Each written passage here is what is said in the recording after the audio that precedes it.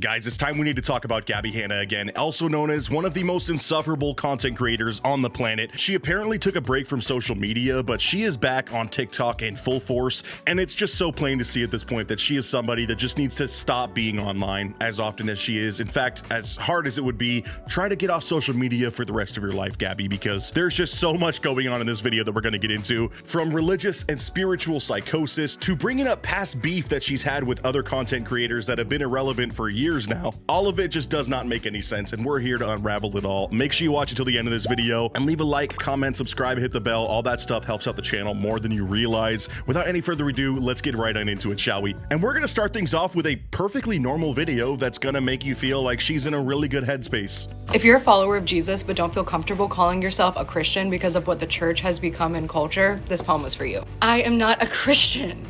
I am a saint. I'm one of the chosen ones the Apostle Paul was speaking to when he wrote to all the followers of Christ back in the day. Read your Bibles. I am not asleep. I am awake. I'm not allowed to shut my eyes to the murder, greed, and crime. I can't sleep. There's babies on the street, and I might be insane, but I am safe. Because I chose to believe my Father when he called us sons and daughters, and I kneel before the King in all his grace. There has been too much food upon my plate. I am wasteful as the needy turn to waste.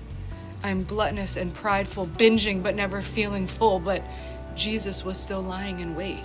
This just reminds me of like every piece of slam poetry I've ever seen. Look, I try to be a cultured person. I try to engage with the arts, but every single time I hear fucking slam poetry, bro, it sounds exactly like this. And this has a religious aspect mixed into it that just makes this rather insufferable. So what's been going on with Gabby is she has found the Lord. She has found the passion. She is fully converted, or maybe she always was Christian, but now she's very, very religious and forward with her religion in her social media posts, which I am not trying to personally hate for no reason. But it does kind of evoke some emotions when you find that she has some pretty dark stuff in her past and, you know, big cancellations that she's had. It just seems like that's kind of the common move that a lot of creators or artists or people that got canceled tend to go towards religion to find this new fan base that they can grift attention from. And this very much so feels like that case. Let's keep going though. Maybe I'm not a Christian, I am God's prophet. And up till now, I've only lived for profit. Through humiliation, he humbled me. And now I have humility to walk the walk, not just hypocritically talk it. Tomorrow and yesterday, God is the same and he's speaking to you through me today. I am compelled to share his word, and for that I thank you, Lord, because I know I'll get to see your pearly gates. And I'll wait with bated breath with all your saints.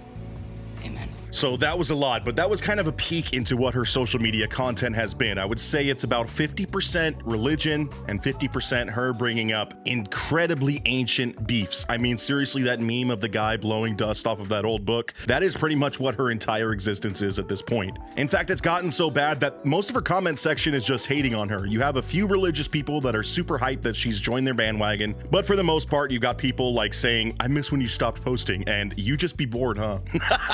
Which is pretty accurate. I think she is incredibly bored, and I think she's such a narcissist that she just craves attention. Now, for those who don't know, Gabbie Hanna has been posting on YouTube since like a very long time. Maybe not as old as like Fred and, you know, rate this video 5 stars era YouTube, but she has definitely been a staple on social media and mainly YouTube for a long ass time. And I gotta say, I just get the vibes that she is somebody who ruminates a lot and has a lot of hard time, you know, dealing with her emotions. And she said, you know what, instead of therapy, instead of me trying to actually use my BetterHelp sponsorship I probably had at one point, I'm just going to turn to the Lord and read this book. And again, I'm not trying to be against anybody who's religious out there, but I just find it so funny that even in her religious fantasy she takes on a very pivotal main character role. I mean, that just shows her narcissism even more. She's like, I'm not a Christian, but I am the one who's going to bring people to the light of the Lord, and he's going to welcome me with open arms in heaven as he's been waiting for me to pass on and join his realm for centuries. I am the chosen one. You know what I mean? Like, I don't know, maybe I got weird vibes off that and I'm just trying to dig too deep, but I feel like she even feels she's the main character of this religion that she's in now. It's crazy. I mean, you even got people saying, I just just don't think social media is good for you. And us OG fans have been trying to tell her this since 2014,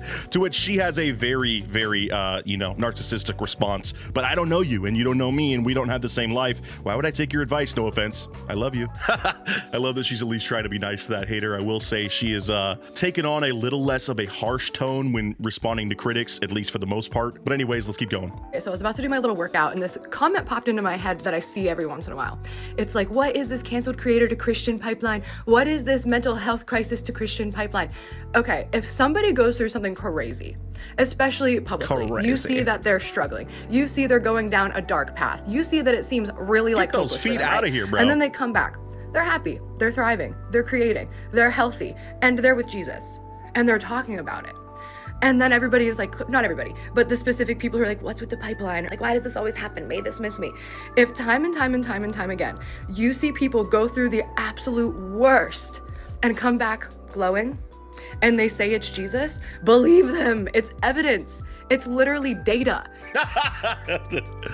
Okay, this is extremely rich coming from somebody who's made a religious heel turn to start giving a fuck about data and the word data. Look, scientific data might as well be one of the, biggest, most egregious cuss words in the world of religion. So I find it very funny that she's cherry picking this data, which is not actual data. It's her observing a pattern that she thinks she sees. But I just love that she has to defend herself by saying, look, I'm not crazy and there's not a crazy person to being hyper religious on social media pipeline, okay? In fact, I'm so not crazy that I need to devote 90% of my time to making TikToks about, defending myself about the fact that I'm not crazy. If her life was as glowing and incredible as she tends to put on in these videos, why would she need to prove it to us by making said videos? Somebody who's truly happy with their life is not engaging with social media as often and as desperately as Gabbie Hanna is. That's my main point here, is I'm not trying to say that she can't be happy, but it very much shows to me that she's not, which just based off the fact of how many videos she's posting trying to prove that she is. I don't know, it kind of feels like an oxymoron to me for her to be acting like she's happy, putting on this fake smile, and clearly still very in distress. Time and time again, people come back healed with Jesus. Make over my husband's bathroom with me. Okay, also this is my basement bathroom, which isn't really my husband's, but it's probably gonna be my husband's because it's the basement bathroom. So sorry,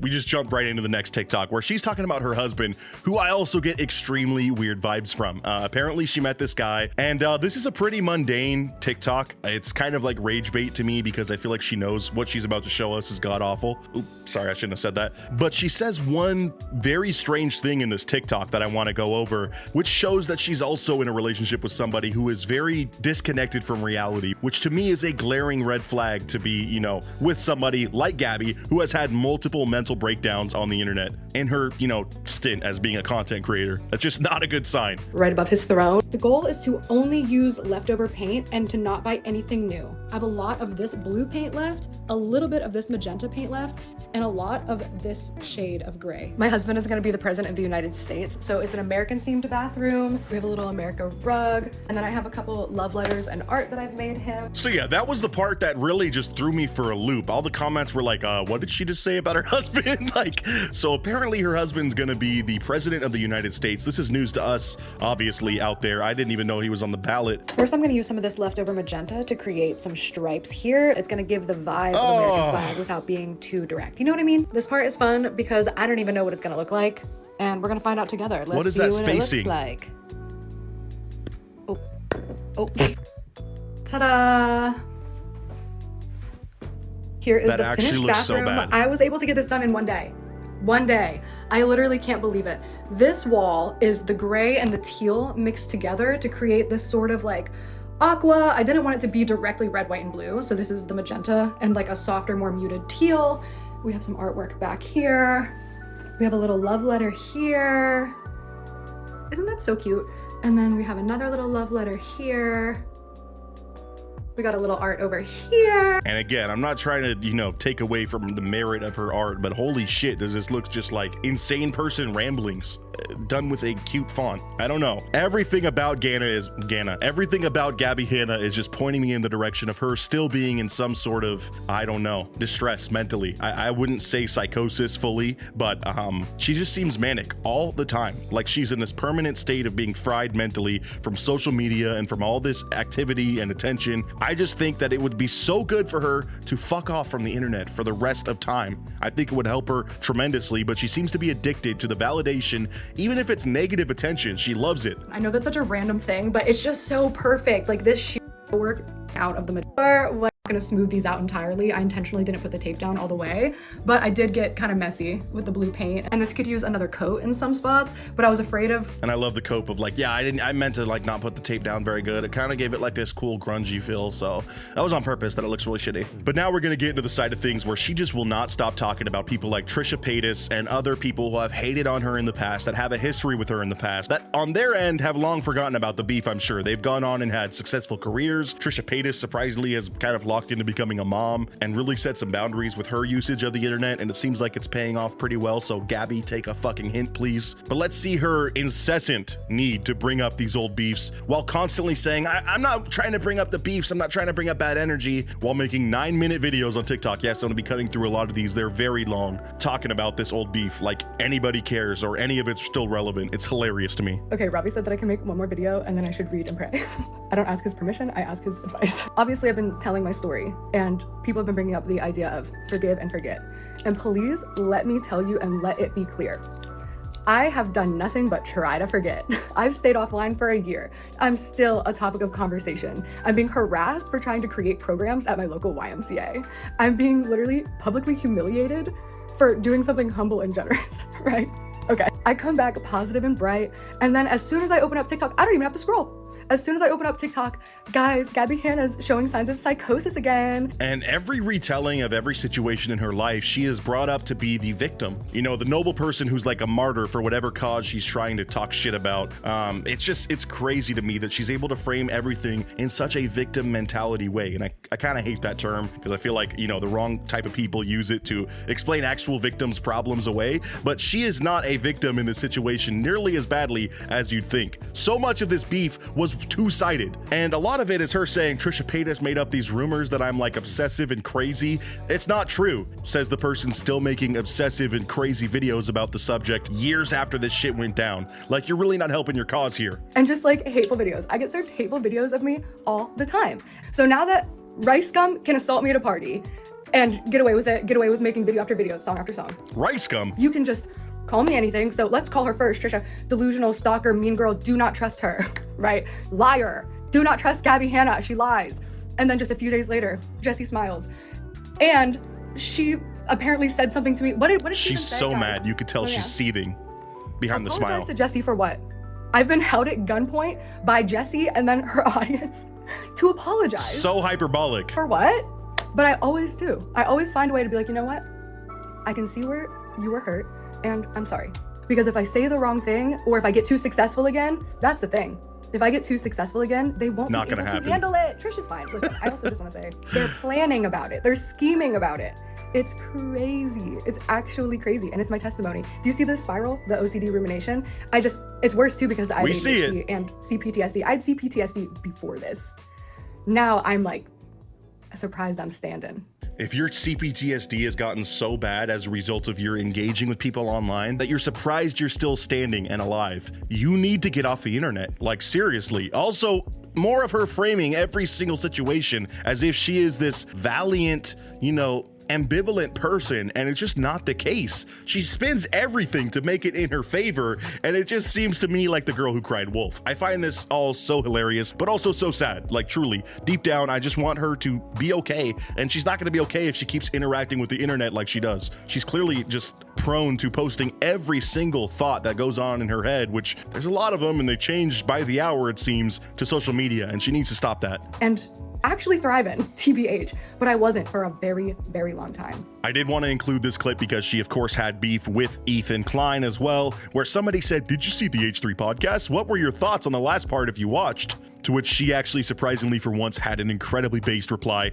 "I obviously did not watch the H3 podcast." I had to include this other dumbass reply too. "I definitely think you should go on the podcast. Ethan will hold you accountable and he will come with backup and screenshots," which is hilarious. Like, if there's one person she needs to stay the fuck away from, it's Ethan Klein. You think the guy who's been unable to hold himself accountable for the past 5 years and completely imploded his own network and entire persona online because of his need to double down on his own shittiness, you really think he's gonna hold you accountable accountable, please. You got a better chance reading that Bible of yours. And even then, I'm saying, like, you need to just speak to a real therapist, please. But now I need to show you a clip from her podcast that she has with her husband that I don't even care to do the research of trying to watch an episode of. Trust me, it's not worth it. But I find what she says here to be absolutely hilarious, and I think it's going to be a good wrap up on this whole video. All I want is peace and love, but I also want truth.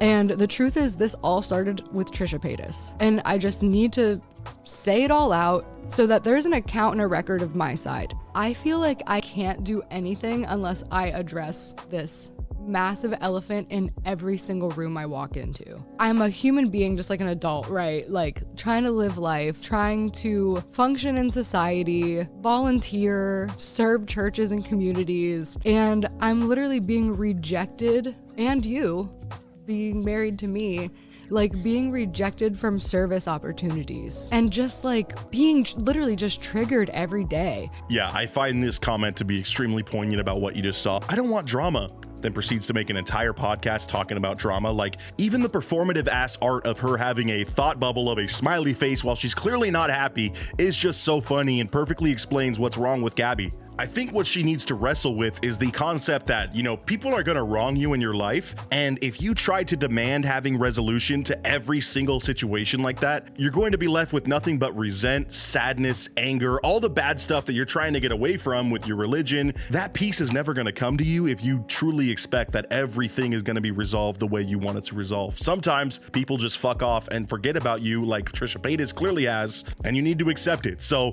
let me know what you thought of this video down in the comments below. Go check out Gabby's TikTok and see if you agree with me that things are just not right. I mean, most commenters are agreeing with me, so I feel like I'm not in the wrong here. That's enough Gabby for me for a lifetime, honestly. I don't ever want to make another video on her. So I'll see you guys in the next video, and until next time, peace out.